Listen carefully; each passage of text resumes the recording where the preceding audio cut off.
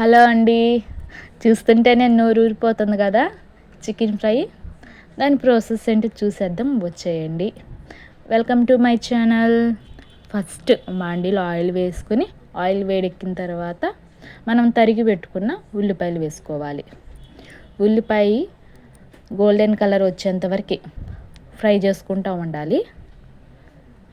ఉల్లిపాయ golden colour వచ్చేంత వరకు ఫ్రై చేసుకున్న తర్వాత కొంచెం అల్లం వెల్లుల్లి పేస్ట్ వేసి దాని పచ్చివాసన అంతా పోయేంతవరకు ఫ్రై చేసుకోవాలండి. ఇలా తక్కువ టైంలోనే చికెన్ ఫ్రై అనేది చేసేసుకోవచ్చండి, ఎంతో తేలిగ్గా. నేను ముందుగానే చికెన్లో ఉప్పు, కారము, పసుపు, అల్లం వెల్లుల్లి పేస్ట్, కొంచెం ఆయిల్ వేసి మొత్తం కలిపి పెట్టేసుకున్నాను పక్కనుంచే. ఈ మసాలా అంతా వేగిన తర్వాత మనం కలిపి పెట్టుకున్న ఈ చికెన్ మొత్తం వేసేసాను. వేసిన తర్వాత ఇలా ఒకసారి మొత్తం కలుపుకోవాలండి.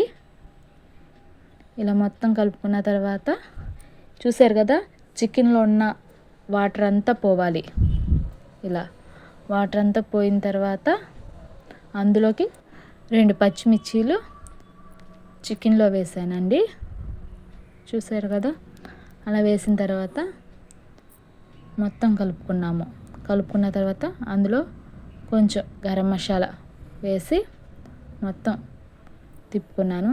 ఈజీ ప్రాసెస్ అండి, ఎక్కువ ఏం లేదు దీంట్లో, జస్ట్ 5 మినిట్స్లో అయిపోతుంది. తర్వాత కరివేపాకు వేసిన తర్వాత ఇలా ఒకసారి మొత్తంగా కలుపుకోవాలండి. ప్లీజ్ అండి, నా ఛానల్ని సపోర్ట్ చేయండి. ఈ వీడియో కనుక నచ్చితే లైక్ చేసి షేర్ చేసి ఒక్కసారి ఈ ప్రాసెస్లో చేసి చూడండి. ఎలా కుదిరిందో కామెంట్ రూపంలో చెప్పండి. ఇంకా దించే ముందు కొంచెం కొత్తిమీర జల్లుకుని దించేయటమే, అంతే. ఈజీ ప్రాసెస్లో చికెన్ ఫ్రై అనేది రెడీ అయిపోయింది.